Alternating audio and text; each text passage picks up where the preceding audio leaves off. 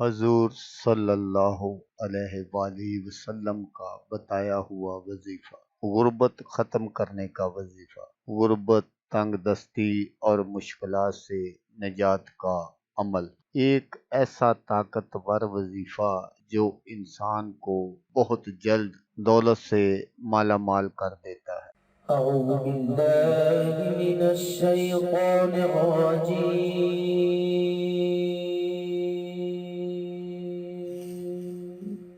بسم الله الرحمن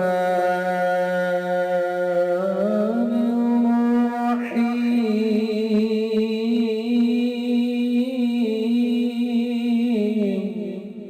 السلام علیکم دوستو، میں ہوں عامل شاکر علی شاکر۔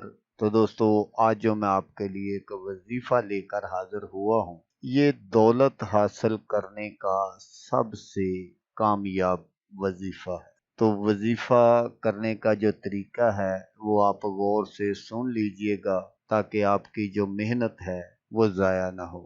ایک شخص نے نبی کریم صلی اللہ علیہ وآلہ وسلم کے پاس آ کر فقر و فقہ اور تنگ دستی کی شکایت کی، تو آپ نے فرمایا، جب تم اپنے گھر میں داخل ہو تو سلام کرو، خواہ وہاں کوئی موجود ہو یا نہ ہو، پھر مجھ پر سلام پیش کرو اور ایک بار سورۃ قل ھو اللہ احد پڑھو۔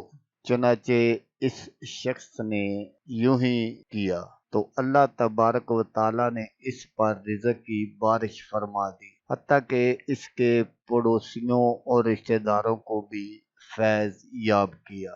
تو دوستو، آپ نے کیا کرنا ہے کہ جب آپ اپنے گھر میں داخل ہو تو آپ کے گھر میں چاہے کوئی موجود ہو یا نہ ہو، آپ نے سب سے پہلے السلام علیکم کہنا ہے۔ اس کے بعد آپ نے ایک مرتبہ الصلاۃ والسلام علیک یا سیدی یا رسول اللہ وسلم علیک یا حبیب اللہ، یہ آپ نے کہنا ہے۔ اس کے بعد آپ نے ایک مرتبہ سورۃ اخلاص پڑھنی ہے۔ تو یہ عمل آپ نے جب بھی اپنے گھر میں داخل ہونا ہے، سب سے پہلے آپ نے جب بھی آپ دروازہ کھولے اندر داخل ہوں تو آپ یہ عمل کریں، تو انشاءاللہ چند دنوں میں ہی آپ اس کے اثرات جو ہیں وہ دیکھ لیں گے۔ اللہ تبارک و تعالی آپ کو ایسی ایسی جگہ سے رزق عطا فرمائیں گے جہاں پر آپ کا وہم و گمان بھی نہیں ہوگا۔ تو دوستو، اگر آپ